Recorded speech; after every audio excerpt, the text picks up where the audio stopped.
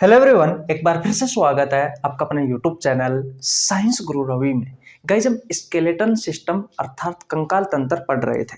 तो सबसे पहले आप चैप्टर का नाम लिख लीजिए भैया। चैप्टर का नाम क्या है? Skeleton system. देखो भैया, स्केलेटन सिस्टम यानी कि कंकाल तंत्र। अब भाई, ये कंकाल तंत्र क्या होता है?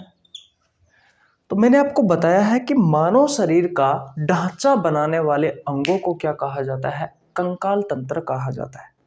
और मानव शरीर का ढांचा बनाने का काम कौन करता है? तो आपकी हड्डियां करती है। अरे भाई, आपके शरीर का जो ढांचा है वो कौन बना रही है? वो आपकी हड्डियां बना रही है।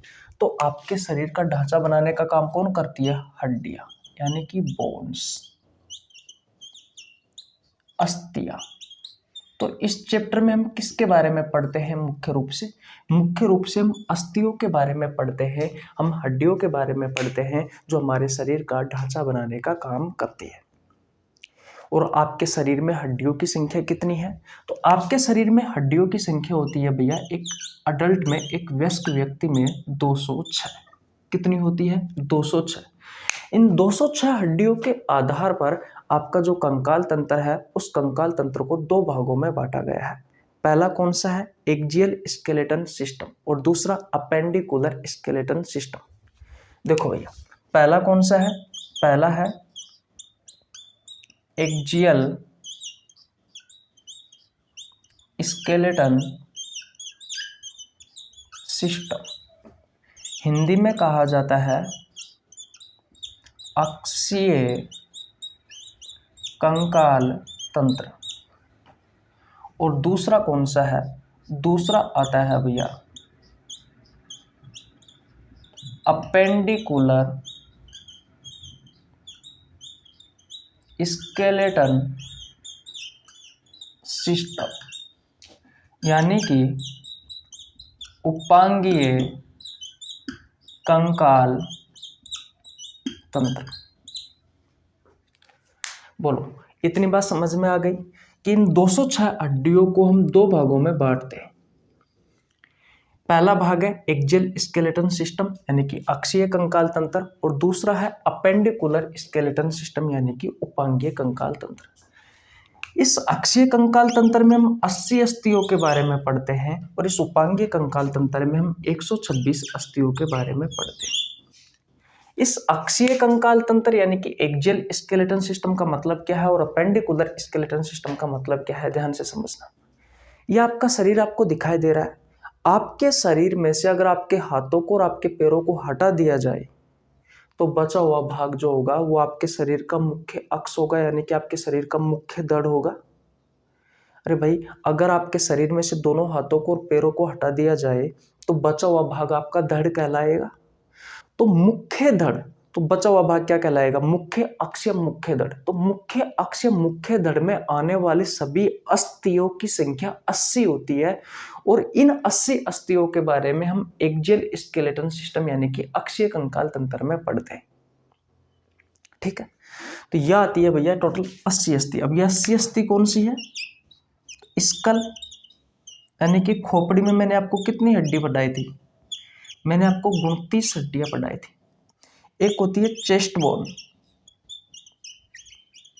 सीने की अस्थि, जिसका नाम है भैया स्टर्नम। कुछ आपकी रिब्स होती है, यानी कि पसलियां होती है, जिनकी संख्या होती है 24। ये पेयर में होती है, 12 पेयर होती है, यानी कि 12 जोड़ी होती है।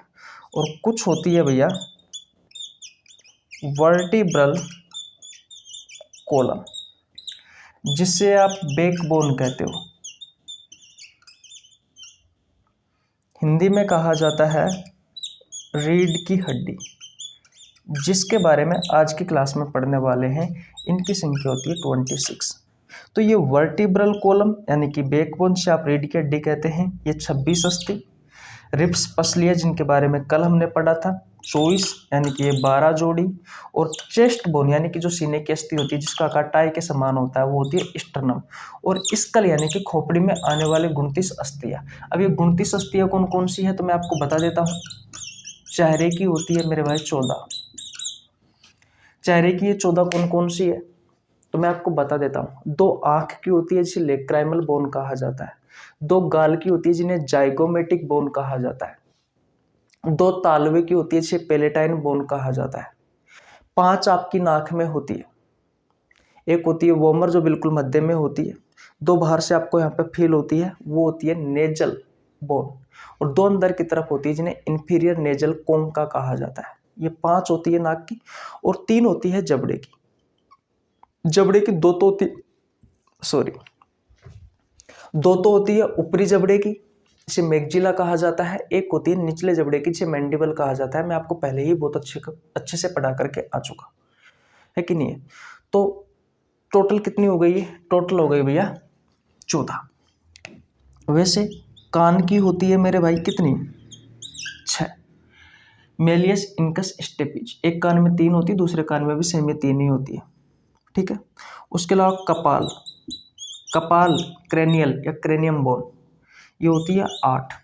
और एक होती है थ्रोट बोन। इन सब के बारे में मैं आपको पढ़ा चुका। 20, 8, 28 और 1, 29 ये सभी मैंने आपको बता दी है। तो कुल मिलाकर के बात यह है कि अब तक हम स्कल में आने वाली सभी 29 अस्थियों के बारे में बहुत अच्छे से पढ़ चुके हैं। चेस्ट बोन के बारे में मैंने आपको बहुत अच्छे से पढ़ा दिया है। रिब्स यानी कि पसलियों के बारे में मैंने आपको बहुत अच्छे से पढ़ा दिया है। आज की इस क्लास में हम पढ़ेंगे भैया वर्टिब्रल कॉलम के बारे में। और हमारा पूरा अपेंडिकुलर स्केलेटन सिस्टम यानी कि उपांगीय कंकाल तंत्र बचा है। उपांगीय कंकाल तंत्र में 126 वह अस्थि आती है जो मुख्य धड़ के अलावा है, यानी कि दोनों हाथों की, दोनों पैरों की, और इसके अलावा हाथ और पैरों को जोड़ने वाली मुख्य अक्ष से वो अस्थियों के बारे में पढ़ते हैं हम उपांगीय कंकाल तंत्र में। तो इसमें हैंड्स यानी कि हाथों की अस्थियों के बारे में, एक हाथ में 30 होती है दूसरे हाथ में भी 30 होती है, कुल मिलाकर के 60। लेग्स यानी कि पैरों के बारे में, एक पैर में कितनी होती है? एक पैर में 30 होती है दूसरे में भी 30 होती है, दोनों मिलाकर के 60। और गिरडल के बारे में यानी कि मेखलाओं के बारे में, इनकी संख्या टोटल 6 होती है। आज मैं आपको गिरडल के बारे में भी पढ़ाने वाला हूँ और आज मैं आपको वर्टिब्रल कॉलम और बैकबोन के बारे में भी पढ़ाने वाला हूँ। ठीक है। जैसे ही मेरी वर्टिब्रल कॉलम यानी कि बैकबोन यानी कि रीढ़ की हड्डी समाप्त हो गई तो फिर आपका एक्सियल स्केलेटल सिस्टम कंप्लीट हो जाएगा, क्योंकि मैं स्कल के बारे में पढ़ा चुका, चेस्ट बोन के बारे में पढ़ा चुका, रिब्स के बारे में पढ़ा चुका, और रिब्स केज यानी कि पसली पिंजरा के बारे में भी मैं आपको बहुत अच्छे से पढ़ा चुका। बोलो, तो यहाँ तक किसी को कोई प्रॉब्लम हो तो बता दीजिए। बिल्कुल भी नहीं है ना, क्योंकि ये मैंने ऐसा कुछ बताया ही नहीं है कुछ नया, ये तो सब पहले का रिवीजन किया हुआ चीज़ है भैया। तो आइए आज हम शुरुआत करते हैं वर्टिब्रल कॉलम की यानी कि बैकबोन की यानी कि रीढ़ की हड्डी की। ध्यान से समझना मेरे भाई, यहाँ से बहुत अच्छे अच्छे क्वेश्चन पूछे जाते हैं। स्क्रीनशॉट ले लिया आपने? ओके, आज मजा आने वाला है क्लास में। अगर आज की क्लास आप देख ले तो वो तो रीढ़ की हड्डी से और मेखलाओं से आपका एक भी क्वेश्चन नहीं छूटेगा। यहाँ से अक्सर मेखलाओं से क्वेश्चन पूछे जाते हैं भैया, और बैकबोन यानी कि वर्टिब्रल कॉलम से भी आपके एग्जाम में क्वेश्चन पूछे जाते हैं। कल ये चैप्टर समाप्त हो जाएगा, समाप्त तो नहीं होगा लेकिन आपके शरीर की 206 हड्डियां समाप्त हो जाएगी। उसके बाद में हड्डियों से संबंधित, इस चैप्टर से संबंधित कुछ महत्वपूर्ण पॉइंट है उनके बारे में सिखाने वाला हूँ। इसके अलावा हड्डियों से संबंधित कोई बीमारियां हैं उनके बारे में बताने वाला हूं, और जॉइंट्स के बारे में हम पढ़ने वाले हैं। खैर छोड़ो, वो तो बाद की बात है। सबसे पहले हम शुरुआत करते हैं भैया, हेडिंग लगा लीजिए वर्टिब्रल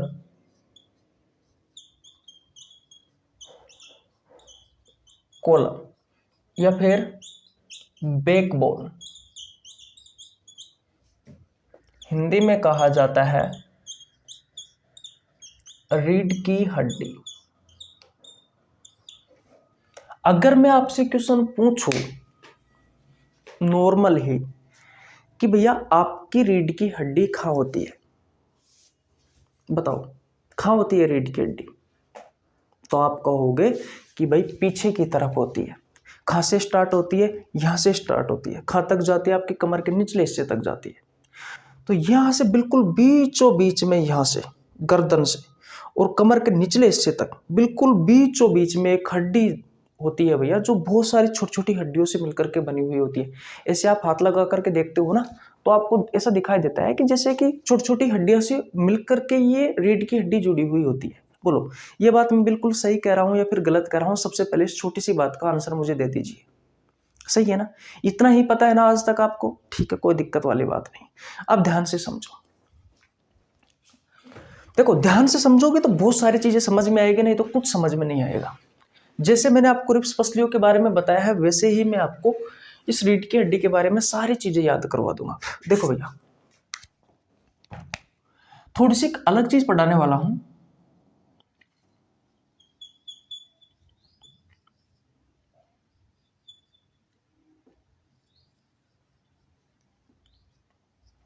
ये जो होता है ना, ये वाला भाग, ये आपका ब्रेन का सेरेब्रम वाला भाग है, जिसे आप प्रमस्तिष्क कहते हैं, जिसे आप प्रमस्तिष्क कहते हैं। जब आप इसे डायग्राम देखते हो ना गूगल पर सर्च करके, तो इसी सेरेब्रम के अंदर आपको छोटे छोटे इस फोरब्रेन के पार्ट और दिखाई देंगे। जैसे कि एक दिखाई देगा हाइपोथैलेमस, और एक कौन सा होता है वो मैं याद आएगा आपको जब बता दूंगा, मुझे अभी फिलहाल मेरे दिमाग से स्किप हो रहा है। एक होता है सेरेब्रम, और एक होता है हाइपोथैलेमस, और एक होता है थैलेमस। सही है ना? तो ये दो पार्ट भी आपको अंदर ही दिखाई देते हैं। तो आपके मस्तिष्क का जो सबसे बड़ा भाग होता है वो होता है सेरेब्रम, जो कि फोरब्रेन का एक पार्ट है। तो फोरब्रेन के तीन पार्ट होते हैं, एक होता है हाइपोथैलेमस, एक होता है थैलेमस, और एक होता है सेरेब्रम। तो सेरेब्रम के अंदर ही कुछ यहाँ पर आपको, इस जगह पर आपको हाइपोथैलेमस और थैलेमस दिखाई देते हैं। ठीक है मेरे भाई। फिर जैसे ही आप नीचे आते हो तो यहाँ पर आपको एक पार्ट और दिखाई देता है इस तरीके से। तो ये होता है आपका मिड ब्रेन। इन पर आपको अभी ज़्यादा कुछ नोटिस नहीं करना है, जैसे मैं बता रहा हूँ वैसे पढ़ते हुए जाइए। जब आपको नर्वस सिस्टम वाला चैप्टर पढ़ाऊंगा तब आपको सारी कहानी समझ में आ जाएगी कि ये फोर ब्रेन क्या है, मिड ब्रेन क्या है। देखो, फोर ब्रेन को अग्र मस्तिष्क कहा जाता है, मिड ब्रेन को मध्य मस्तिष्क कहा जाता है, हिंड ब्रेन को पश्च मस्तिष्क कहा जाता है। इस फोर ब्रेन के तीन पार्ट होते हैं, थैलेमस, हाइपोथैलेमस और सेरेब्रम। मिड ब्रेन जो होता है उसका कोई भी उपभाग नहीं होता है। उसके बाद में फिर आता है भैया कुछ इस तरीके से पोन्स वेरोलाई। तो ये क्या है? ये है भैया पोन्स वेरोलाई, ध्यान से समझना। और इस पोन्स वेरोलाई से ही कुछ इस तरीके से एक संरचना और जुड़ी हुई होती है, वो होता है भैया आपका मेडुला ओब्लोंगाटा। अब मैं आपको क्यों बता रहा हूँ, ये ब्रेन के पार्ट अभी आपको सारी चीजें समझ में आ जाएगी। और यहाँ पर एक इस तरीके से पेड़ के पत्ते के समान एक संरचना और लगी हुई होती है, जिसे कहा जाता है भैया सेरेबेलम, यानी कि अनुमस्तिष्क कहा जाता है। उसे क्या कहा जाता है? अनुमस्तिष्क कहा जाता है।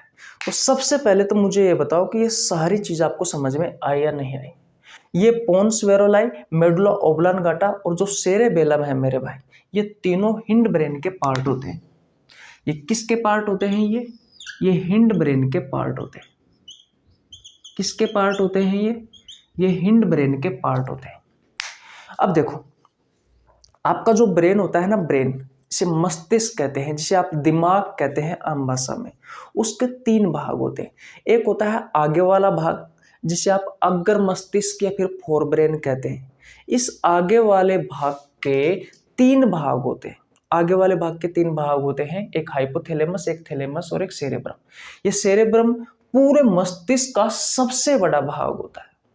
दूसरा होता है बीच वाला भाग। तीन होते हैं ना, दूसरा आता है बीच वाला भाग, यानी कि मिड ब्रेन। इस मिड ब्रेन का कोई भी उपभाग नहीं होता है। जैसे कि आगे वाले मस्तिष्क के तीन उपभाग थे ना, हाइपोथैलेमस, थैलेमस और सेरेब्रम, वैसे बीच वाले भाग का कोई भी उपभाग नहीं होता है। तीसरा होता है पश्च भाग जिसे हिंड ब्रेन कहते हैं, इसके 3 भाग होते हैं। एक होता है पोन्स वेरोलाई, एक होता है मेडुला ओब्लांगाटा, एक होता है सेरेबेलम यानी कि अनुमस्तिष्क। ठीक है, तो ये आपका ब्रेन है। ये सब पार्ट मिलकर आपके किसका निर्माण करते हैं? आपका दिमाग का निर्माण करते हैं, आपके ब्रेन का निर्माण करते हैं। और इस ब्रेन को सुरक्षा प्रदान करने का काम कौन करता है? तो मैंने कल आपको बताया था कि कुछ क्रेनियल बोन होती है,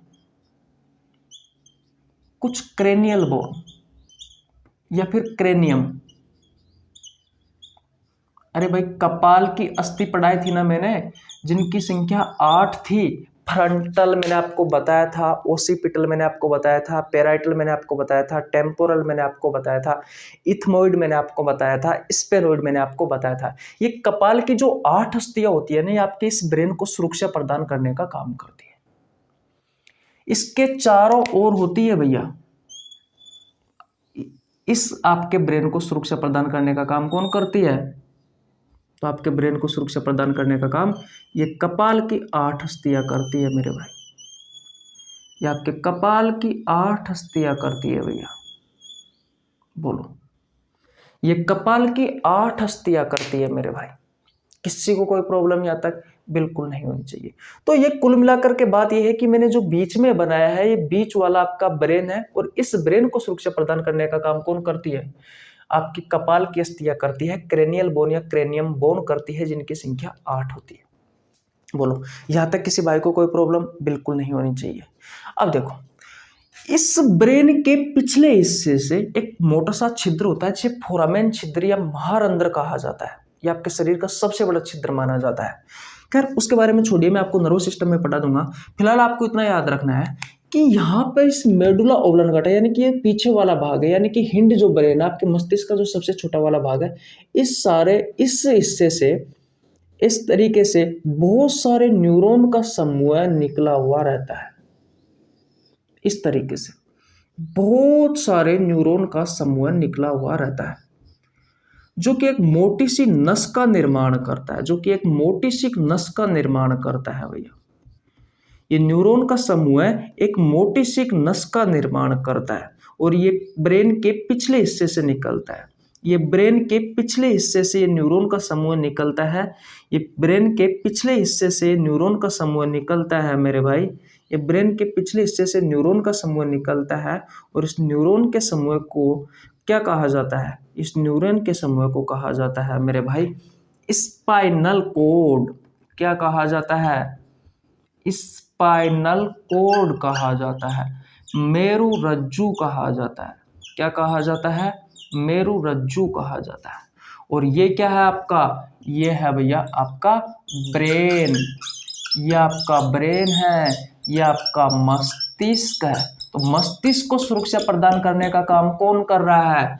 आपका कपाल की 8 हड्डियां। आपके कपाल की 8 हड्डियां आपके ब्रेन को सुरक्षा प्रदान करने का काम करती है। और ब्रेन के पिछले भाग से यानी कि मस्तिष्क के पिछले भाग से बहुत सारे न्यूरॉन्स का एक समूह निकलता है भैया, जो कि एक मोटी सी नस का निर्माण करता है। और इस मोटी सी नस को क्या कहा जाता है? इस मोटी सी नस को कहा जाता है स्पाइनल कोड। इस मोटी सी नस को क्या कहा जाता है? स्पाइनल कोड कहा जाता है। ये बहुत सारे न्यूरॉन्स का जो समूह है, इसे क्या कहा जाता है? स्पाइनल कोड कहा जाता है, जो यहाँ से निकलती है आपके पीछे वाले भाग से, इस जगह से, और ये कहाँ तक जाती है? आपके कमर तक जाती है भैया। कहाँ तक जाती है? आपकी कमर तक जाती है। और इस स्पाइनल कोड को सुरक्षा प्रदान करने का काम कौन करता है? इसे छोटी छोटी सी हड्डियां लगी हुई होती है भैया, इस तरीके से। इस तरीके से ये छोटी छोटी सी हड्डियां लगी हुई होती है भैया। ये अंदर से खोखली होती है भैया। ये हड्डियां जो होती है, ये अंदर से खोखली होती है। बॉक्स के समान, जो बॉक्स होता है ना, बॉक्स, उस बॉक्स के समान जो हड्डियां होती है ना, वैसे हड्डियां ये लगी हुई होती है भैया। वैसे हड्डियां ये लगी हुई होती है, और ये अंदर से भैया खोखली होती है भैया। अंदर से कैसी होती है? ये अंदर से खोखली होती है भैया। ये अंदर से खोखली होती है भैया। ये अंदर से कैसी होती है मेरे भाई? ये अंदर से खोखली होती है मेरे भाई। ये अंदर से कैसी होती है? ये अंदर से खोखली होती है।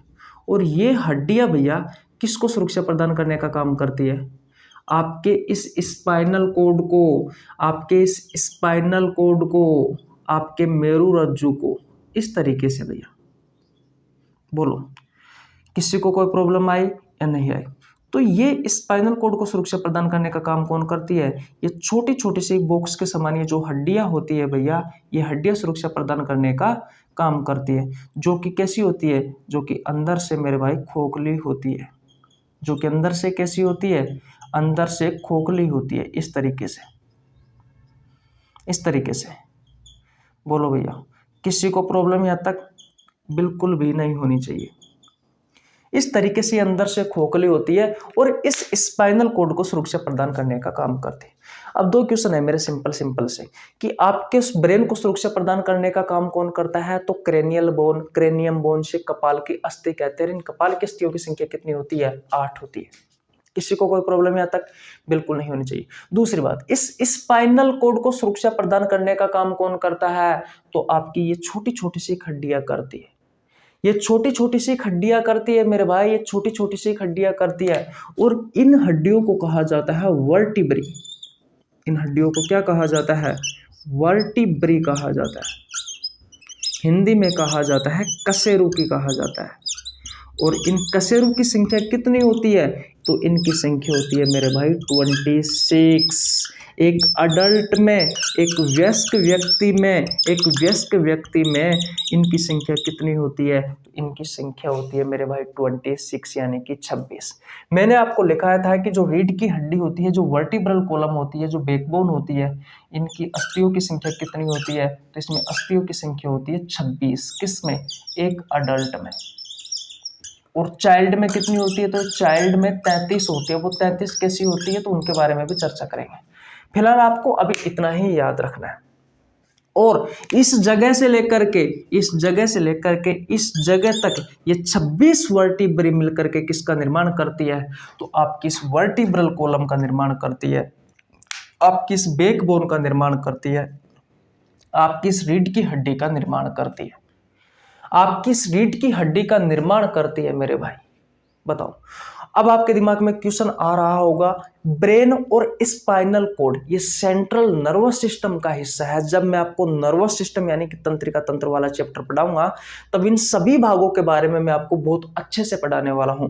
फिलहाल तो मुझे समझाने के लिए मैंने आपको ब्रेन का भाग आपको बताने पड़े भैया, कि कुछ इस तरीके से पिछले भाग से, ब्रेन के पिछले भाग से ये बहुत सारे न्यूरॉन्स का समूह, जिसे आप स्पाइनल कोड कहते हैं, ये निकलती रहती है भैया, जो आपके यहाँ से गर्दन से लेकर के आपके कमर के निचले हिस्से तक जाती है भैया। उसे सुरक्षा प्रदान करने का कार्य छोटी छोटी हड्डी करती है, जो अंदर से खोखली होती है। और इन छोटी छोटी हड्डियों को वर्टिब्री यानी कि कशेरुकी कहते हैं, जिनकी संख्या एक वयस्क व्यक्ति में 26 होती है और छोटे बच्चों में 33 होती है मेरे भाई। अब इन 26 को भी आगे अलग अलग भागों में बांटा गया है। जैसे कि आपकी रिब्स थी, पसलियां थी, वैसे पसलियों को अलग अलग भागों में बांटा गया था। जैसे कुछ ट्रू रिब्स थी, कुछ फॉल्स रिब्स थी, कुछ फ्लोटिंग रिब्स थी। वैसे ही इन वर्टिब्री, इन 26 को अलग अलग भागों में बांटा गया है। बोलो, किसी को कोई प्रॉब्लम यहाँ तक? बोलो, ये डायग्राम की सहायता से चीजें आपको समझ में आई या नहीं आई? सबसे पहले तो मुझे भाई ये चीज बता दीजिए। देखो, अगर ये चीज आपको समझ में आ गई ना, तो कोई दिक्कत वाली बात नहीं है। चैप्टर को तो मैं कैसे भी पढ़ा दूंगा, कोई दिक्कत नहीं है, बस चीजें आपको समझ में आनी चाहिए। और इसकी जो लंबाई होती है वो होती है मेरे भाई, इस पूरी की लंबाई कितनी होती है, इसकी लेंथ कितनी होती है? तो इसकी लेंथ होती है मेरे भाई, इसकी लेंथ कितनी होती है? तो 60 से लेकर के 70 सेंटीमीटर होती है। 60 से लेकर के 70 सेंटीमीटर इसकी लंबाई होती है मेरे भाई। 60 से लेकर के 70 सेंटीमीटर इसकी लंबाई होती है मेरे भाई। 60 से लेकर के 70 सेंटीमीटर तक इसकी लंबाई होती है। बताओ, यहां तक किसी को कोई प्रॉब्लम हो तो बता दीजिए। बिल्कुल नहीं है ना? बिल्कुल नहीं है ना? 1% में नहीं होनी चाहिए। तो स्क्रीनशॉट ले लीजिए भैया, मैं स्लाइड चेंज कर देता हूं। बताओ भैया, यहां तक तो किसी को कोई प्रॉब्लम नहीं है ना? अब मैंने आपसे क्या कहा कि इस तरीके से मैंने कितनी बनाई है? 1 2 3 4 5 6 7 8 9 10 11 12 13 14 15 बनाई है। क्योंकि हमारे पास डिजिटल बोर्ड तो है नहीं है, किसको बड़ा छोटा कर ले, आपको दिखना भी जरूरी है। तो इस तरीके से टोटल कितनी होती है? इस तरीके से टोटल 26 होती है मेरे भाई। कितनी होती है ये? टोटल 26 होती है। ठीक है, अब 26 होती है ना, तो मैं यहाँ पे नाम दे देता हूँ भैया। तो देखो, ध्यान से समझना मेरी बात को, कि 1 नंबर से लेकर के 1 नंबर से लेकर के 7 नंबर तक जो आपकी हड्डी होती है, ये 1 से लेकर के 7 नंबर तक की, 1 2 3 4 5 6 7, ऐसे 1 से लेकर के जो 7 नंबर की हड्डियां होती है, इन्हें कहा जाता है, इन्हें सर्वाइकल कर्व कहा जाता है। क्या कहा जाता है इन्हें कहा जाता है सर्वाइकल कर्व या फिर स्पाइन कह सकते हैं। सर्वाइकल कर्व या फिर सर्वाइकल स्पाइन कह सकते हैं। अब ये कर्व क्या होता है तो ध्यान से समझना मेरे भाई। ये जो रीढ़ की हड्डी होती है ना, ये 4 कर्व में होती है, ये 4 कर्व में होती है। जैसे एक कर्व ये हो गया, दूसरा कर्व ये हो गया, तीसरा कर्व ये हो गया और चौथा कर्व ये हो गया। तो इस तरीके से इसे 4 कर्व में बटी हुई होती है। ये इस तरीके से एक कर्व, दूसरा कर्व, तीसरा कर्व और ये चौथा कर्व। तो इस तरीके से भैया 4 कर्व दिखाई देते हैं इसमें, एक कर्व, 2 कर्व, तीसरा कर्व और चौथा कर्व। इस जैसे से हम कर्व भी कह सकते हैं और स्पाइन भी कह सकते हैं। इतनी बात क्लियर है? किसी को कोई प्रॉब्लम? अगर आप गूगल पर सर्च करके देखोगे तो इस तरीके से कर्व में बटी हुई आपको दिखाई देती है। तो 1 से लेकर के 7 नंबर की जो होती है ना भैया, ये वर्टिब्री, 1 से लेकर के 7 नंबर की जो वर्टिब्री होती है, इन्हें कहा जाता है भैया सर्वाइकल कर्व या फिर स्पाइन कहा जाता है। इनकी संख्या कितनी होती है? अब भाई 1 से लेकर के 7 नंबर है तो इनकी संख्या कितनी हो जाएगी? इनकी संख्या 7 हो जाएगी। ठीक है। फिर 8 से लेकर के 19 नंबर तक की जो अस्थि आती है, उन्हें कहा जाता है थोरेसिक कर्व, थोरेसिक कर्व या फिर स्पाइन कहा जाता है। और ये कितनी होती है? इनकी संख्या होती है 12। 8 से लेकर के 19 तक अगर आप देखोगे तो फिर इनकी संख्या कितनी हो गई? टोटल 12 हो गए भैया। ठीक है। फिर 20 से लेकर के मेरे भाई 24 तक, 20 से लेकर के 24 नंबर तक आती है भैया लुम्बार या फिर जैसे लंबर या लुम्बनार, जैसे क्या बोल सकते हो वैसे बोल सकते हो। ये होती है लुम्बार कर्व या फिर स्पाइन। इनकी संख्या होती है मेरे भैया 5। अब आप कैसे याद कर सकते हो? तो आप ऐसे याद कर सकते हो कि 7 और 5 मिलकर के कितने होते हैं? 12 होते हैं। 7 और 5 मिलकर के कितने होते हैं? 12 होते हैं। तो भैया सर्वाइकल कर्व की संख्या कितनी हो गई? 7। और भैया लुम्बार कर्व की संख्या कितनी हो गई? 5। ये दोनों ने मिलकर के भैया थोरेसिक कर्व यानी कि 12 हो। ये दोनों मिलकर के कितनी होती है? दोनों मिलकर के 12 हो जाती है। इस तरीके से आप याद कर सकते हो। फिर भैया 25 नंबर की अस्थि को कहा जाता है सेक्रम। क्या कहा जाता है? सेक्रम कहा जाता है। और 26 नंबर की जो अस्थि है उसे कहा जाता है कोकैक्स। उसे क्या कहा जाता है? उसे कोकैक्स कहा जाता है। तो देखो इसकी संख्या 1 है और इसकी संख्या भी 1 है। तो 7 और 5 12, 12 और 12 24, 25 और ये 26। तो टोटल 26 अस्थियां जो होती है ना, ये 26 अस्थियां मिलकर के किसका निर्माण करती है? आपकी वर्टिब्रल कॉलम यानी कि बैकबोन यानी कि रीढ़ की हड्डी का निर्माण करती है, जिसकी लंबाई 60 से 70 सेंटीमीटर होती है। तो आपके गर्दन, देखो यहाँ पर गर्दन के बारे में बात करते हैं। ये जो गर्दन होती है ना, इस गर्दन के नीचे से यहाँ से स्टार्ट होती है भैया ये। तो शुरुआत की जो 7 होती है ना, शुरुआती 7, इन शुरुआती 7 को कहा जाता है सर्वाइकल कर्व या स्पाइन कहा जाता है शुरुआत के 7 को। फिर इनके जस्ट पीछे जो आपके चेस्ट में आती है, चेस्ट के पीछे की तरफ आती है, वो 8 से लेकर के 19 नंबर तक की जो होती है उन्हें थोरेसिक कर्व कहा जाता है। ठीक है। और फिर 19 से नीचे फिर आपकी कमर आ जाती है। तो कमर पर 20 से लेकर के 24 तक की जो होती है ना भैया, इसे कहा जाता है लुम्बार या लंबर या फिर लुम्बनार कर्व या स्पाइन कहा जाता है, जिनकी संख्या 5 होती है। 25वें नंबर की सेक्रम होती है जिसकी संख्या 1 होती है अडल्ट में, वयस्क में। और 26 नंबर पर कोकैक्स होती है जिनकी संख्या होती है 1। बोलो ये कहानी आपको समझ में आई या नहीं आई? देखो समझ में आनी चाहिए। ये टोटल होती है मेरे भाई 26। ये टोटल कितनी होती है? ये होती है टोटल 26। तो इन 26 को कुछ इस तरीके से बांटा गया है। अब आपने देखा होगा कभी कभी बहुत सारी पुस्तकों में कुछ इस तरीके से लिखा हुआ होता है, जैसे कि जो शुरुआत की 7 होती है उसे C1 से लेकर के C7 तक ऐसे लिखा जाता है। ठीक है।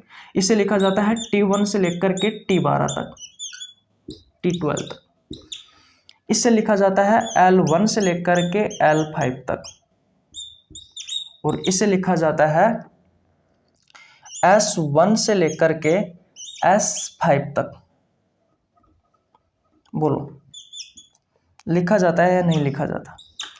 अब ध्यान से समझो, ये तो हो गई व्यस्क की 26 अस्थियां, तो मैंने आपको गिना दी कि शुरुआत की जो 7 होती है आपके गर्दन के नीचे उन्हें सर्वाइकल कर्व कहा जाता है। उसके बाद में जो 12 होती है उन्हें थोरेसिक कर्व कहा जाता है। उसके बाद की जो होती है 5 उसे लुम्बार या लुम्नार या लंबर कर्व कहा जाता है, जिनकी संख्या 5 होती है। उसके नीचे होती है 25 नंबर के सेक्रम और 26 नंबर की होती है कोकेक्स। तो ये सभी मिलकर आपकी इस बैकबोन यानी कि आपकी जो रीढ़ की हड्डी होती है इसका निर्माण करने का काम करती है। लेकिन मैंने आपसे कहा था कि छोटे बच्चों में कितनी होती है? छोटे बच्चों में मेरे भाई 33 होती है। वो कैसे होती है? तो जब हम चाइल्ड की बात करते हैं मेरे भाई, जब हम चाइल्ड की बात करते हैं तो चाइल्ड में होती है 33। इन 33 में याद रखना शुरुआत की जो सर्वाइकल कर्व होती है इनकी संख्या 7 ही होती है। थोरेसिक कर्व की संख्या 12 ही होती है। छोटे बच्चों में भी जो लंबर कर्व होती है, जो लुम्बार कर्व होती है, इनकी संख्या भी 5 होती है। फर्क किस में आता है? फर्क सेक्रम में और कोकेक्स में आता है। तो सेक्रम की संख्या छोटे बच्चों में कितनी होती है? 5 होती है मेरे भाई। इस वजह से S1 से लेकर के S5 लिखा जाता है, ठीक है। और जो कोकेक्स है, इस कोकेक्स की संख्या 4 मानी जाती है। अब गिना आप 5 से 7 12 12 12 24 और 24 और 5 उत्तर हो गए 29, 29 से 4 कितने हो गए? 33। तो कुछ इस तरीके से छोटे बच्चों में मेरे भाई ये 33 अस्थि होती है। तो बहुत सारी पुस्तकों में जो वर्टिब्रल कॉलम के बारे में हम पढ़ते हैं या बैकबोन के बारे में पढ़ते हैं, रीढ़ की हड्डी के बारे में पढ़ते हैं, तो आपको 33 गिनाई जाती है। कितनी गिनाई जाती है? 33। और एडल्ट में कितनी गिनाई जाती है? 26 गिनाई जाती है। वो कुछ इस तरीके से होती है। अब देखो ये सर्वाइकल सी से स्टार्ट हो रहा है, इस वजह से C1 से लेकर के C7 नाम दे दिया। ये थोरेसिक कर्व है वो T से स्टार्ट हो रहा है, इस वजह से T1 से लेकर के T12 दे दिया। 12 इसलिए है क्योंकि इनकी संख्या 12 है। और सर्वाइकल कर्व की संख्या 7 है, इस वजह से C1 से लेकर के C7 तक लिखा है। थोरेसिक कर्व की संख्या 12 है, इस वजह से T1 से लेकर के T12 तक लिखा है।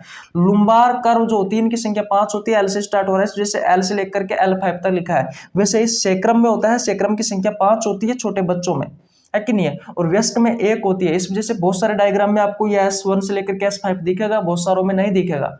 क्योंकि अडल्ट में होगा तो नहीं दिखेगा और व्यस्क चाइल्ड में होगा तो दिखेगा मेरे भाई। तो सेक्रम की संख्या छोटे बच्चों में 5 होती है, इस वजह से S1 से लेकर के S5 लिखा जाता है। ये S से स्टार्ट होता है।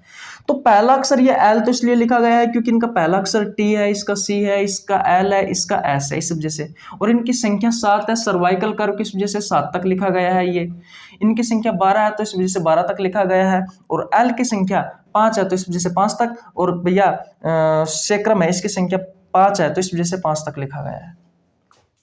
बोलो चीजें समझ में आई या नहीं आई? बताओ भैया, बताओ ना यार, बताओ ना। इतनी मेहनत कर रहा हूं आपके लिए, फिर भी अगर आपको चीजें समझ में नहीं आ रही है तो इसका मतलब यह है कि कुछ ना कुछ मेरे में कमी है। वैसे आपको समझ में तो आ गई होगी क्योंकि मैंने आपको बहुत अच्छे से बताया है। भैया वैसे ही जिस तरीके से ये है ना 1 2 3 4 5 6 7, तो शुरुआत के 7 को सर्वाइकल, फिर आगे वाले 12 को क्या कहा जाता है? Thoracic curve. उसके जस्ट नीचे 5 को लंबर या लुम्बार कर्व। उसके बाद में एक सेक्रम और एक कोकेक्स। सेक्रम की संख्या छोटे बच्चों में 5 होती है और कोकेक्स की संख्या 4 होती है। इस वजह से छोटे बच्चों में चाइल्ड में 33 हो जाती है। और छोटे बच्चों में सर्वाइकल और थोरेसिक और लुम्बार इनकी संख्या नहीं बदलती है, याद रखना है आपको।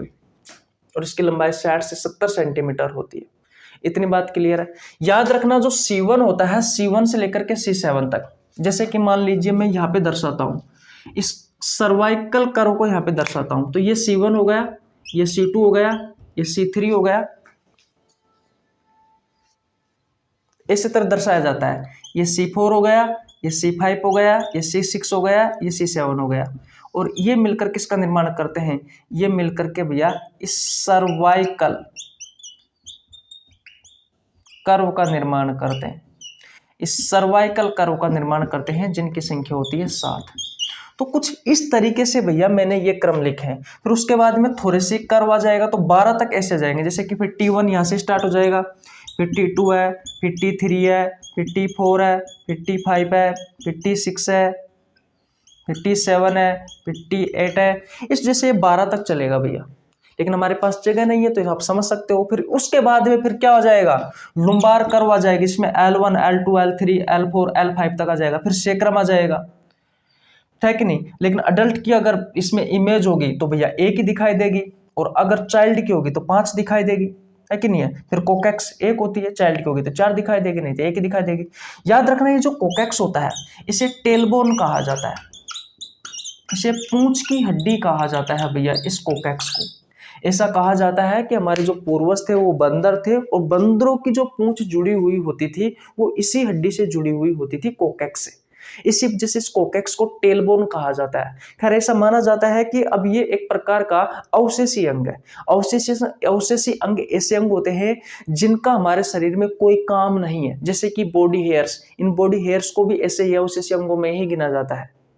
एक अपेंडिक्स होता है, एक विजडम टीथ होते हैं, ये सब आपके अवशेषी अंग है। ये कान का बाहरी वाला भाग, कर्ण पल्लव, जिसे पिन्ना कहा जाता है, ये भी एक प्रकार का अवशेषी अंग है। वेस्टिजियल ऑर्गन है। वेस्टिजियल अंग, अवशेषी अंग ऐसे अंग होते हैं जिनका कोई यूज में नहीं होता है, जिनका कोई यूज नहीं है, ये भविष्य में जाकर के खत्म हो जाएंगे, इनका कोई यूज नहीं है हमारे शरीर में, तो ऐसे अंगों को वेस्टिजियल अंग कहा जाता है, वेस्टिजियल ऑर्गन कहा जाता है। बाद में हम आपको कभी पढ़ा देंगे, कोई दिक्कत वाली बात नहीं है। तो भैया ये टेलबोन होती है, कोकेक्स। ऐसा माना जाता है कि जब हम बंदर थे, हमारे पूर्वज, तो उनमें भैया जो बंदर की जो पूंछ थी वो इसी हड्डी से जुड़ी हुई थी भैया। बताओ, तो किसी को कोई दिक्कत वाली बात नहीं है ना।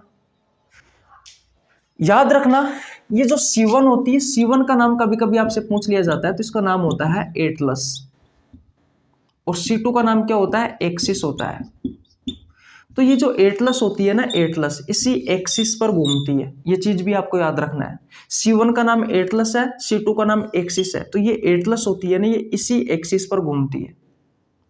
जब हम इधर उधर करते हैं ना, इधर उधर, तो ये एटलस घूमती है, और ये एटलस जो होती है वो आपकी जो कंधों की हड्डी होती है ना, उसकी सहायता से आपकी खोपड़ी जो होती है वो इसी एक्सिस, इसी एटलस पर टिकी हुई रहती है, कंधों की हड्डी की सहायता से।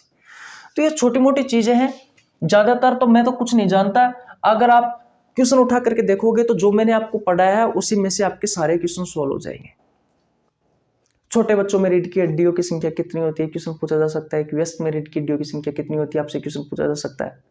सर्वाइकल जो वर्टिब्रा या सर्वाइकल कर्व या सर्वाइकल स्पाइन होती है, उनकी संख्या कितनी होती है, थोरेसिक स्पाइन की संख्या कितनी होती है, क्वेश्चन पूछा जा सकता है। लुम्बार या लुम्नार या लंबर स्पाइन की संख्या कितनी होती है, सेक्रम की संख्या छोटे बच्चों में कितनी होती है, कोकेक्स की संख्या छोटे बच्चों में कितनी होती है, ये सब आपके एग्जाम के क्वेश्चन है। टेलबोन किस अस्थि को कहा जाता है, ये सब आपके एग्जाम के क्वेश्चन है। इसकी लंबाई कितनी होती है, तो मैंने आपको बताया 60 से 70 सेंटीमीटर होती है। ये सब आपके एग्जाम के क्वेश्चन है मेरे भाई। और आपकी जो टेलबोन होती है, आपकी टेलबोन नहीं, आपकी जो वर्टिब्रल कॉलम है, जो बैकबोन है, जो रीढ़ की हड्डी है, ये किससे सुरक्षा प्रदान करने का काम करती है, तो ये स्पाइनल कोड को, मेरुरज्जु को सुरक्षा प्रदान करने का काम करती है। स्पाइनल कोड और आपके ब्रेन का काम क्या हो, आपको नर्वस सिस्टम वाले चैप्टर में बहुत अच्छे से पढ़ाया जाएगा, तो कोई दिक्कत वाली बात नहीं है। 8 से 10 घंटे तक इसकी क्लास लूंगा नर्वस सिस्टम की, तब आपको सारी कहानी समझ में आ जाएगी। बताओ, तो जब आपकी ये वर्टिब्रल कॉलम समाप्त हो जाती है, आपकी बैकबोन समाप्त हो जाती है, तो बताओ भैया, किसी को कोई प्रॉब्लम हो तो बता दीजिए। बताओ, किसी को कोई प्रॉब्लम हो तो बता दीजिए। कल हम आपको हाथ और पैरों की हड्डियां भी पढ़ा देंगे, उसके बाद में आपकी 206 हड्डियां समाप्त हो जाएगी, ठीक है। फिर उसके बाद में हम आपको क्या पढ़ाएंगे, उसके बाद में हम कुछ महत्वपूर्ण क्वेश्चंस पढ़ाएंगे, जैसे कि मैंने आपको एंडोक्राइन सिस्टम वाले चैप्टर में कुछ की पॉइंट्स लिखवाए थे ना, नहीं लिखवाए तो एक्सीडेटरी सिस्टम वाले चैप्टर में लिखवाए थे ना, वैसे ही आपको यहाँ पर कुछ की पॉइंट्स लिखवाए गए, जिसमें आपको सबसे बड़ी हड्डी, सबसे छोटी हड्डी, सबसे मजबूत हड्डी, इन सब के बारे में आपको बताएंगे, ठीक है। हड्डियों से संबंधित बीमारियों के बारे में पढ़ाएंगे, जैसे रिकेटस, ऑस्टियोमलेशिया, ऑस्टियोपोरोसिस, है कि नहीं है, इन सब के बारे में पढ़ाएंगे। उसके बाद में आपको जॉइंट्स के बारे में पढ़ाएंगे, तब जाकर के आपका चैप्टर समाप्त हो जाएगा। तो 2-3 क्लास और लगेगी मेरे भाई। देखो, मैं आपको अच्छे से पढ़ा रहा हूँ ना, मैं कुछ 1% भी अपनी तरफ से कमी नहीं छोड़ रहा ना। मैं चाहता तो आपको इसको 3 दिन में, 4 दिन में भी समाप्त कर सकता था, लेकिन मज़ा नहीं आता ना मेरे भाई ऐसे। इसलिए कहता हूँ अपने दोस्त है जितने भी, उनको बताओ यार कि बहुत अच्छे तरीके से यहाँ पर बायोलॉजी पढ़ाई जा रही है। 29 रुपये पर मंथ में मज़ा आ जाएगा। 5 से 5.5 महीने में आपको कंप्लीट बायोलॉजी करवा दूंगा मैं। और फिर आप बायोलॉजी के क्वेश्चन करना, कोई सी भी एग्जाम हो, ठीक है। बताओ, तो नहीं है ना। अब कोशिका वाला चैप्टर देखना तुम यार, सेल वाला चैप्टर जिसको हम बहुत तगड़े तरीके से पढ़ाते हैं, मेरा फेवरेट चैप्टर में से एक है। सेल डिवीजन आपको बहुत अच्छे तरीके से पढ़ाऊंगा। अरे कोई दिक्कत वाली बात नहीं है यार। जिस तरीके से 11th क्लास एनसीईआरटी में दी हुई चीज़ है ना, वो 11th क्लास की एनसीईआरटी पढ़ा दूंगा। और क्या चाहिए आपको यार, बोलो। ये चीज़ें समझ में आ गई ना, किसी को कोई प्रॉब्लम नहीं है ना, नहीं होनी चाहिए। ओके, आगे चलते हैं। मिटा देता हूँ, मिटा दूँ ना, स्क्रीनशॉट ले लेना भाई, नोट्स बना लेना स्वयं। नोट्स के लिए मत कहना, नोट्स के लिए इसलिए मत कहना क्योंकि देखो टेलीग्राम चैनल पर क्वेश्चन डालने होते हैं, यूट्यूब पर क्वेश्चन डालने रहते हैं, तो कम से कम 2 घंटे तो इसमें चाहिए मेरे को। उसके अलावा आपकी क्लास के लिए कंटेंट तैयार करना रहता है, फिर वीडियो शूट करो, एडिट करो, अपलोड करो, 2 वीडियो डालो दिन में। एक पब्लिक वीडियो भी तो डालनी होती है ना सब स्टूडेंट्स के लिए। उसके लिए स्वयं आपको बायोलॉजी के लिए मुझे पढ़ना पड़ता है। मैं पढ़ूंगा तभी तो आपको पढ़ाऊंगा ना। तो प्रॉब्लम तो बहुत सारी है। अब मैं आपके लिए नोट्स बनाऊं, अब मेरे पास कोई टाइपिस्ट तो है नहीं है यार कि मैं उसको दे दूं, सारा काम मुझे ही करना पड़ता है। टेलीग्राम पर जो टेस्ट आता है ना मेरे भाई, दिया करो। पता है उसको तैयार करने के लिए पूरा पटे 1 से 1.5 घंटे का समय लगता है। बहुत मेहनत लगती है मेरे भाई, बहुत ज़्यादा। स्क्रीनशॉट ले लीजिए, ठीक है। अब ध्यान से समझना, अब आपका एक्जियल स्केलेटल सिस्टम कंप्लीट हो चुका है।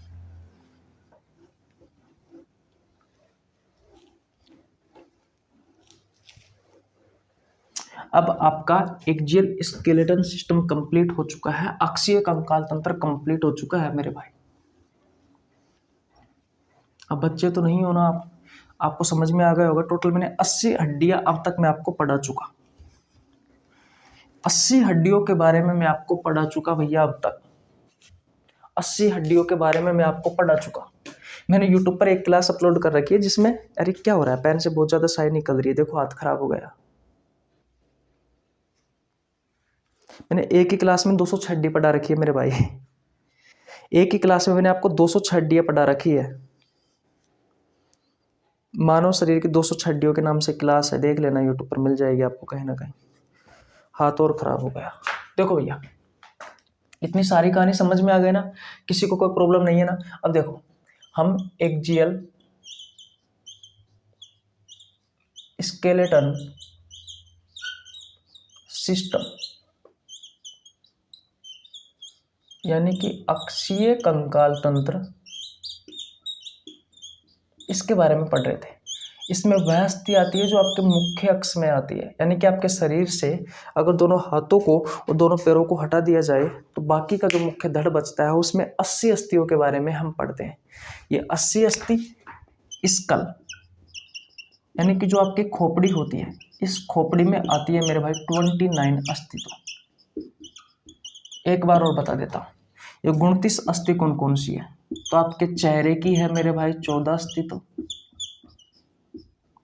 कान की है 6, कपाल की है 8 और गले की है 1, जिसे हायोड कहा जाता है। सारे बता चुका। चेहरे की कौन कौन सी है तो वो भी देख लेना। देखो, गाल की है 2,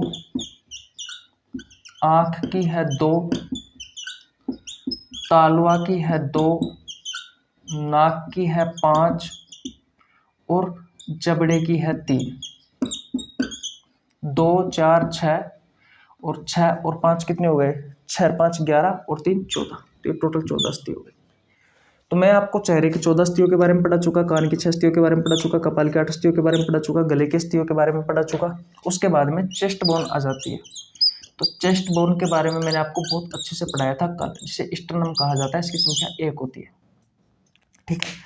किसी को कोई यहाँ तक कोई प्रॉब्लम बिल्कुल नहीं होनी चाहिए, बिल्कुल नहीं होनी चाहिए। इसके बाद मैंने आपको रिब्स पसलियों के बारे में पढ़ाया था कल मैंने आपको रिब्स के पसली पिंजरा पे पढ़ाया था, जिसमें 3 चीज़ें आती है। एक स्टर्नम आती है सीने की अस्थि, एक पसलियाँ आती है और एक वर्टिब्रल कॉलम यानी कि रीढ़ की हड्डी बैकबोन आती है। रिब्स की संख्या कितनी होती है? 24 होती है।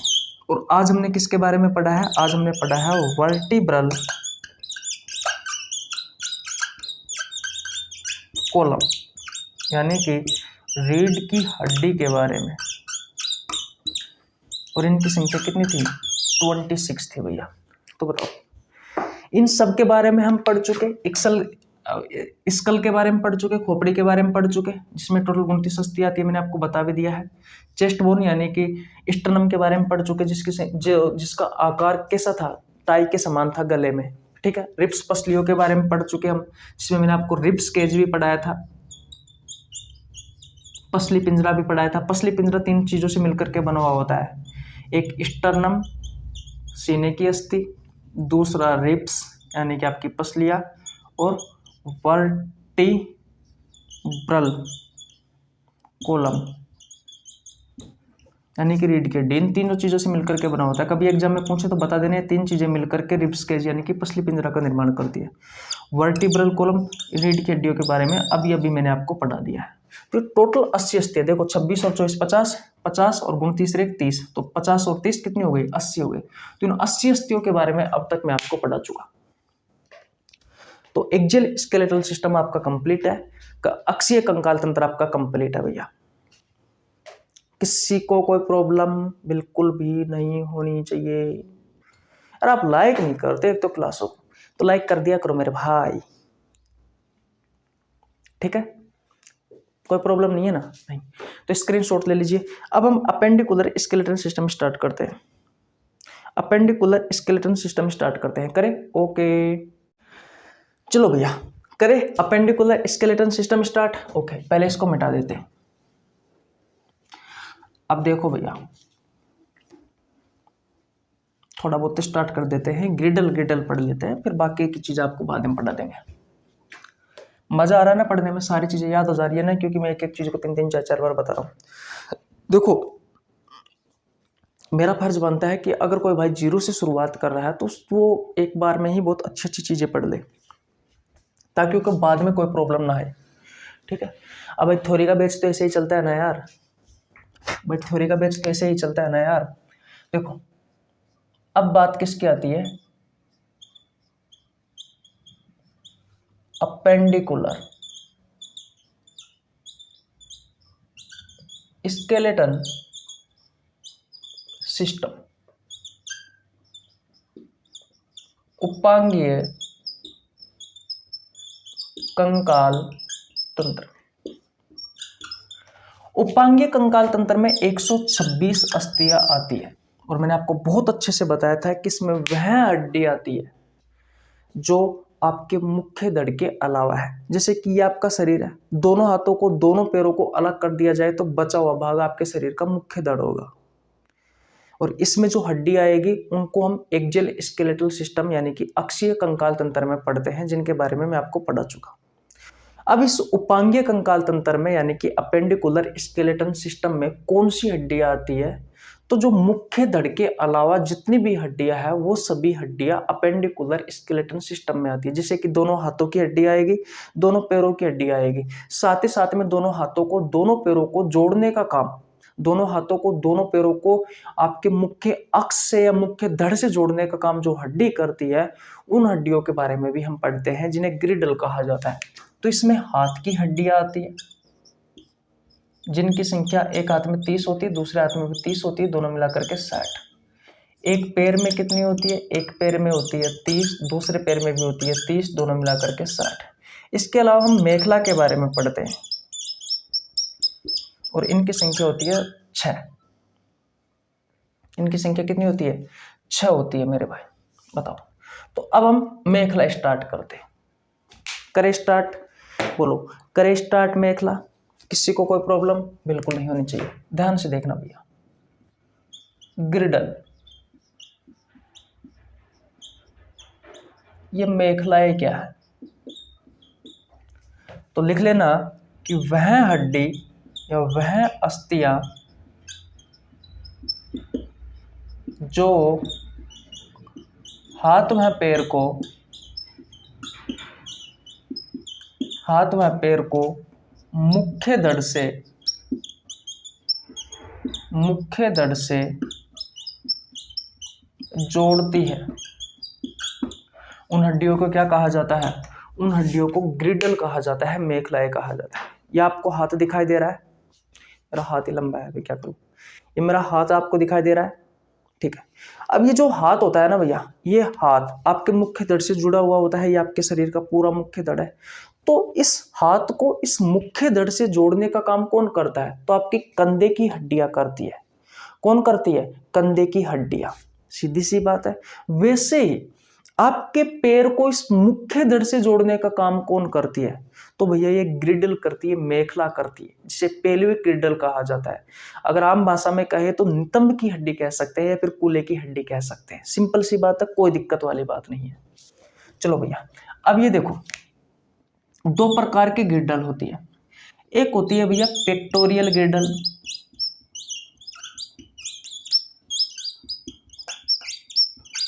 हिंदी में कहा जाता है अंश मेखला, और दूसरी होती है मेरे भाई पेल्विक ग्रिडल, यानी कि श्रोणी मेखला।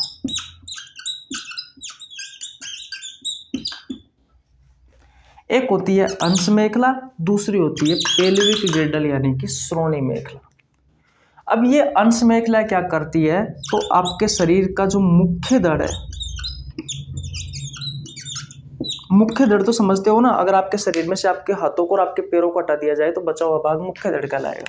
तो मुख्य धड़ को हाथ से जोड़ने का काम जो हड्डियां करती है, उन हड्डियों के बारे में हम पेक्टोरियल कैविटी में पढ़ते, सॉरी पेक्टोरियल ग्रिडल में पढ़ते हैं, यानी कि अंश मेखला में पढ़ते हैं।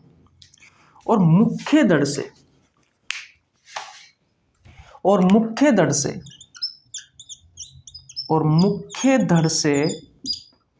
मुख्य धड़ से जोड़ने का काम आपके पैरों को, हाथों को नहीं, हाथों को जोड़ने का काम तो पेक्टोरियल ग्रिडल ने कर दिया ना। पैर को जोड़ने का काम जो हड्डियां करती है वो आती है भैया पेल्विक ग्रिडल में, यानी कि श्रोणी मेखला में। अब इस पेक्टोरियल ग्रिडल की संख्या कितनी है? 4 है। तो एक हाथ में ये 2 हड्डी होती है, दूसरे हाथ में भी 2 होती है, यानी कि एक तरफ, जैसे कि ये मेरा हाथ है, अब इस हाथ को जोड़ने का काम 2 हड्डी करती है। वैसे ही अगर ये हाथ है तो इस हाथ को जोड़ने का काम भी 2 हड्डी करती है, इस वजह से मैंने 2 और 2 लिखा है। लेकिन यहाँ पर देखे पेल्विक ग्रिडल में, तो इसमें 2 हड्डियां होती है टोटल। एक पैर को जोड़ने का काम 1 हड्डी करती है, दूसरे पैर को जोड़ने का काम भी 1 हड्डी करती है। तो सबसे पहले तो आपको इन हड्डियों के बारे में पता होना जरूरी है। ध्यान से समझना, यहाँ से मेरे भाई क्वेश्चन पूछे जाते हैं आपके एग्जाम में। अगर आपने ध्यान से नहीं समझा है तो आपको कुछ समझ में नहीं आएगा।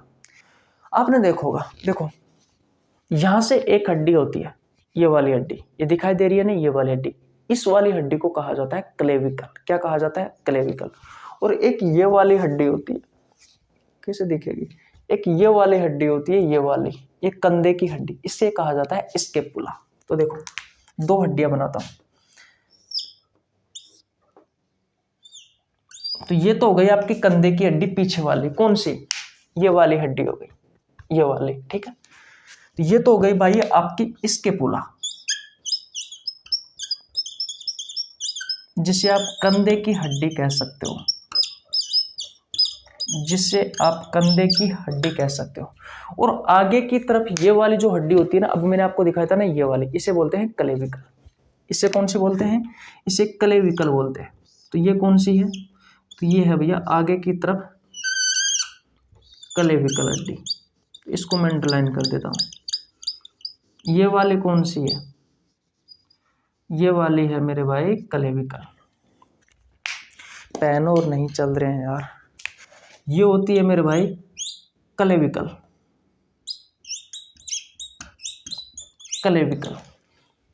ये कौन सी होती है? ये होती है क्लेविकल, ठीक है। अब इस क्लेविकल को भैया हम ब्यूटी बोन भी कहते हैं, सुंदरता की हड्डी भी कहते हैं। आपने देखा होगा जो फिल्म एक्टर्स होती है ना, उनकी ये हड्डी जो होती है, जैसे कि शिल्पा शेट्टी में देखा होगा, शिल्पा शेट्टी की ये वाली हड्डी है ना, वो बाहर दिखाई देती है। ऐसा कहा जाता है कि लड़कियों में ये हड्डी जितनी दिखे उतनी ही वो लड़की अच्छी दिखती है, यानी कि वो एक्टर अच्छी दिखती है। जितनी ये हड्डी दिखाई देगी उतनी ही वो सुंदर लगेगी, इसलिए इसे ब्यूटी बोन के नाम से जाना जाता है। ब्यूटी बोन, सुंदरता की हड्डी या सुंदरता का हार्ड कहा जाता है। और ये वाली जो हड्डी होती है ना, ये वाली हड्डी भैया, ये तो ये हमारे कॉलर पर टिकती है। ये देखो, ये कॉलर है ना मेरा इसका टी शर्ट का, तो टी शर्ट के कॉलर पर टिकी हुई है। देखो टी शर्ट का कॉलर जो है ना, वो इस हड्डी पर टिका हुआ है, इस वजह से इसे कॉलर बोन भी कहा जाता है। और एक बहुत अच्छी चीज और बताता हूँ, छोटे बच्चों में हंसली की समस्या पैदा होती है, आपको पता हो तो होती है ना, छोटे बच्चों में हंसली की समस्या, वो इसी क्लेविकल के कारण होती है। इस वजह से इसे खुंगाड़ी का हार्ड भी कहा जाता है। ये तो खुंगाड़ी का हार्ड तो एक अलग होता है। पहले क्या होता था मैं आपको बताता हूँ, मुझे कन्फर्म तो याद नहीं है, लेकिन पहले के जमाने में खुंगाड़ी पहनते थे गले में। क्या पहनते थे? खुंगाड़ी पहनते थे, खुंगाड़ी। तो खुंगाड़ी जिस हड्डी पर टिकती थी ना, रुको यार, खुंगाड़ी जिस हड्डी पर टिकती थी ना, मैंने क्या कहा, जो ज्वेलरी नहीं आती कि वैसे ही पहले खुंगाड़ी पहनते थे पहले की महिलाएं, खुंगाली पहनती थी ऐसे गले में। तो वो खुंगाली जिस हड्डी पर टिकती थी ना मेरे भाई, उसी हड्डी का नाम है एक क्लेविकल। इसी वजह से इस क्लेविकल को खुंगाड़ी का हार्ड भी कहा जाता है। मैं लिख रहा हूं भैया इंग्लिश में, तो मुझे पता नहीं है कि क्या कहा जाता है इसे। खुंगाड़ी का हार्ड कहा जाता है, हार्ड हड्डी को कहा जाता है। तो खुंगाड़ी की हड्डी भी लिख सकते हो आप। खुंगाड़ी क्या है? खुंगाड़ी एक गले में पहनने वाला एक आभूषण होता है, जैसे हार वगैरह पहनते हैं वैसे ही पहना जाता है, पहले की महिलाएं पहनती थी। तो ये खुंगाड़ी जिस हड्डी पर टिकती थी ना, उसे बोला जाता है भैया खुंगाड़ी का हार्ड। और वो हड्डी का नाम क्या है? वो है क्लेविकल, जिसके बारे में मैंने आपको अभी बताया है, ये वाली हड्डी है। ठीक है, आ गया समझ में। और छोटे बच्चों में जो हंसली की समस्या आती है ना, देखो होगा अगर आपके घर में कोई छोटा बच्चा हो ना, अपनी भाभी से पूछना, या फिर कोई भी जो जिसके छोटा बच्चा है उससे आप पूछना आपके घर में है कि नहीं, तो वो आपको बताएगा, वो आपको बताएगी कि भाई छोटे बच्चों में हंसली की समस्या भी होती है। और वो हंसली की जो समस्या आती है, वो पूछना कि किस हड्डी के कारण आती है, उनसे पूछना आप, आपकी भाभी जो लगती है उससे, कि भाई ये छोटे बच्चों में जो हंसली की समस्या आती है, हंसली की समस्या आती है, वो किस हड्डी के कारण आती है। तो वो आपको बताएगी, इसी क्लेविकल के कारण आएगी, बताएगी कि भाई ये छोटी वाली हड्डी है ना, ये वाली आगे वाली, इसी हड्डी के कारण आती है। तो ये छोटी सी 2-4 बातें हैं, ये आपको बता देना। अगर ब्यूटी बोन के बारे में पूछे तो क्लेविकल राइट आंसर करना है, कॉलर बोन के बारे में पूछे तो क्लेविकल राइट आंसर करना है, खुंगाड़ी का हार्ड पूछे तो क्लेविकल बता देना। छोटे बच्चों में हंसली की समस्या इसी क्लेविकल के कारण आती है। और यह आप किसके पुला होती है भैया? कंधे की हड्डी। तो एक इसकी संख्या होती है, एक इसकी होती है एक हाथ में। तो देखो एक ही हो गई और एक ही हो गई। तो एक हाथ को जोड़ने का काम 2 हड्डी करती है, क्लेविकल और स्केपुला। वैसे ही इस हाथ को जोड़ने का काम भी 2 हड्डी करती है, एक क्लेविकल और दूसरी स्केपुला। ठीक है, तो भैया इस तरीके से 2 और 2 इनकी संख्या कितनी हो गई? 4 हो गई। तो ये आपको पता होना जरूरी। तो पेक्टोरियल गिर्डल में हम 4 हड्डियों के बारे में पढ़ते हैं जो सेम है। 2 तो क्लेविकल होती है, 2 स्केपुला होती है। 2 क्लेविकल, एक क्लेविकल ये रही, एक क्लेविकल ये रही, एक ये तो इस हाथ को जोड़ती है, ये इस हाथ को जोड़ने का काम करती है मुख्य धड़ से, और एक स्केपुला और एक स्केपुला, टोटली ये 4 हो गई। किसी को कोई प्रॉब्लम आता है? बिल्कुल नहीं होनी चाहिए। अब पेल्विक ग्रिडल के बारे में पढ़ लेते हैं, श्रोणी मेखला के बारे में पढ़ लेते हैं। ये आपके मुख्य धड़ को, यानी कि मुख्य धड़ को किससे जोड़ने का काम करती है? आपके दोनों पैरों को जोड़ने का काम करती है, दोनों पैरों को मुख्य धड़ से जोड़ने का काम करती है मेरे भाई। और इसका नाम क्या है? तो इसका नाम है भैया कोक्जल बोन। इनकी संख्या 2 होती है, एक पैर को जोड़ने का काम एक हड्डी करती है जिसका नाम है कोक्जल बोन। अब मेरे पास डायग्राम तो नहीं है, लेकिन एक पैर को जोड़ने का काम एक कोक्जल बोन करती है। ये कोक्जल बोन होती है 3 हड्डियों से मिलकर के बनी हुई होती है, इलियम, स्टियम, प्यूबिस। इसको आपको याद नहीं करना है, आप तो बस ये कोक्जल बोन याद कर लेना कि भैया पेल्विक ग्रिडल में हम कोक्जल बोन के बारे में पढ़ते हैं, जिनकी संख्या 2 होती है। एक पैर को जोड़ने का काम एक हड्डी करती है, दूसरी पैर को जोड़ने का काम दूसरी हड्डी करती है। जिस तरीके से क्लेविकल 2 है, वैसे ही कोक्जल बोन कितनी होती है? 2 होती है। एक हड्डी एक पैर को जोड़ेगी, दूसरी हड्डी दूसरे पैर को जोड़ेगी, उसका नाम क्या है? कोक्जल बोन है। तो बताओ भैया, मजा आया ना पढ़ने में? अगर आपने शुरू से लेकर के एंड तक क्लास देखी ना, तो मैं कह रहा हूं कि बेस्ट क्लास है। और मेरे कहने से कुछ नहीं होता भैया, आपके कहने से होता है। अगर आपको समझ में आता है तो बेस्ट क्लास, नहीं आता है तो कोई मतलब वाली बात नहीं है। लेकिन मैंने मेहनत पूरी की है, अपना 100% देने की कोशिश की है भैया। ठीक है, तो स्क्रीनशॉट ले लीजिए। आज यहीं तक रखते हैं, कल हम आपको हाथ और पैरों की हड्डियों के बारे में पढ़ाएंगे। उसके बाद में आपकी पूरी की पूरी 206 हड्डियां कंप्लीट हो जाएगी। ठीक है, तो आज यहीं तक रखते हैं, स्क्रीनशॉट ले लेना। मिलते हैं नेक्स्ट वीडियो में, तब तक के लिए जय हिंद, जय भारत, राम राम, बाय बाय।